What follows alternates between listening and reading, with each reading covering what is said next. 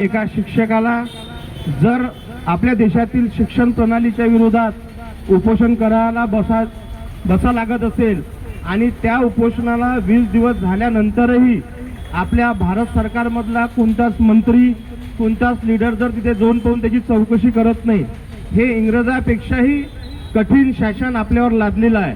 आज देशाची परिस्थिती एवढी नाजूक झाली आहे का आपले जे सोनम वांगचुक आहे यांच्या वडिलांना काँग्रेसच्या काळामध्ये उपोषण केलं होतं, पण ते उपोषण सोडण्यासाठी आपल्या माननीय प्रधानमंत्री इंदिरा गांधीजी गेल्या होत्या।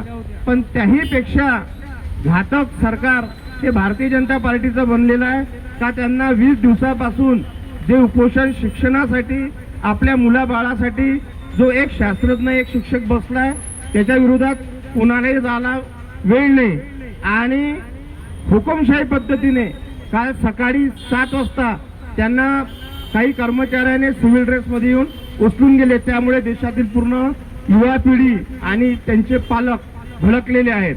आज आपल्या देशामध्ये जे शासन चालू आहे ते इंग्रजापेक्षा काही कमी नाही। इंग्रज तरी आपली काळजी घेत होते। आज आपल्या देशामध्ये जे काही वस्तू बनल्या आहे इंग्रजाच्या काळात बनल्या, पण जे सरकार आपल्यावर लादलेलं आहे हुकुमशाही सरकार, आज आपण पाहतो एखादं साधं पाणी आलं तर बोगदे कोसळून राहिले, रोड कोसळून राहिले। एवढं भ्रष्टाचारी सरकार आज तयार झालेलं आहे, पण देशातील जे नागरिक आहे ते सगळे शांत बसलेले आहे। आज इथे खरोखर सर्व पालकांना जर समजलं असतं का हा जो उपोषण चालू आहे दिल्लीला जे उपोषण चालू आहे आपण दिल्लीला जाऊ शकत नाही, जंतर मंतरवर जाऊ शकत नाही, तर खरंच तालुका प्लेसवर प्रत्येक गावामध्ये आज उपोषण सुरू आहे। तिथे जाऊन आपण आपल्याच पाल्यासाठी भविष्यात आपल्या पाल्यासोबत असं होऊ नये।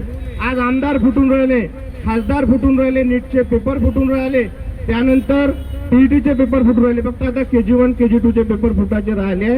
हे शासन आहे का काय आहे यावर आपण जर चूप राहू, आपण सगळे नागरिक चूप राहू, तर याच्यापेक्षाही मोठा काळ आपल्याला पाहायला मिळेल आणि आपलेच पाल्य आपल्याला उद्या विचारेल का जेव्हा आपल्या देशात एवढं सर्व काही चालू होतं तर तुम्ही काय करत होते। आपल्या पाल्याला आपण उत्तर देऊ शकणार नाही। आज जेव्हा कोंबडी कापल्या जाते